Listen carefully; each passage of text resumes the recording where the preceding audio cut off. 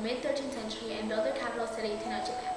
They had no elaborate bureaucracy or administration. They simply conquered their subjects and assessed tribute. These tribute obligations were very suppressive. However, the actual collection of tribute and governance were left in the hands of the conquered peoples themselves. The economy was not only based on the tribute system, but also on a complex agricultural system known as chinampas. They dredged a rich and fertile muck from the lake's bottom and built it up into small plots of land which grew crops such as maize, beans, and squashes. The Chinampas were the majority of the population and were the ones who cultivated this land. All the peoples of this empire, including the Chinampas, could prescribe clothing, food, and behaviors based on a complex, stratified, and ordered social hierarchy. They had a reputation for military prowess and a warrior society with most public honors and rewards going to the military elite.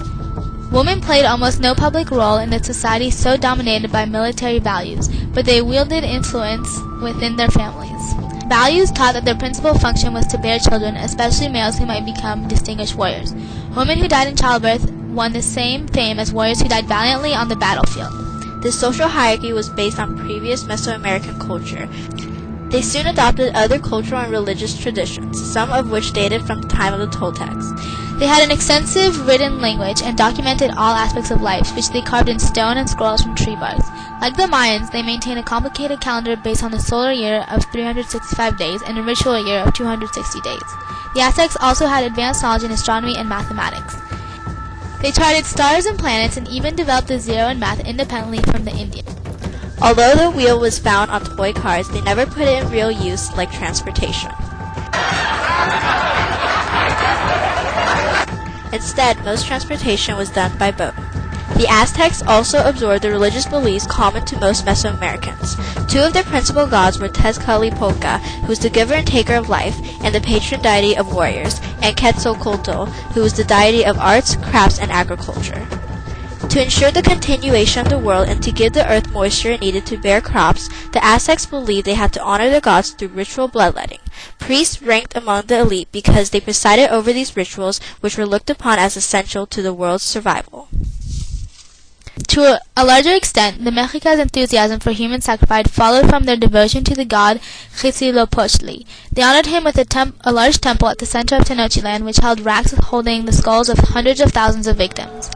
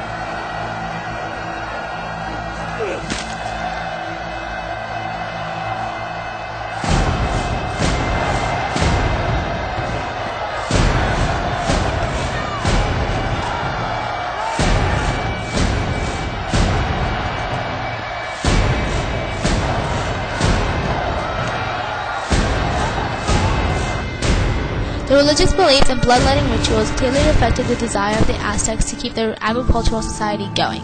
The Aztecs built a large empire that organized public affairs on a large scale. The cultural and religious traditions of this empire reflected its concern for agricultural production and the maintenance of complex social structure. In 1519, Hernán Cortés found an empire that had clear lines of political authority, had the means to mobilize massive populations, and collect tribute to maintain its societies. With a small army and the help of native allies, Cortés was able to defeat this once strong and great empire. Consequently, this shaped the next era, which was characterized by global exchanges and interdependence between the new and old worlds.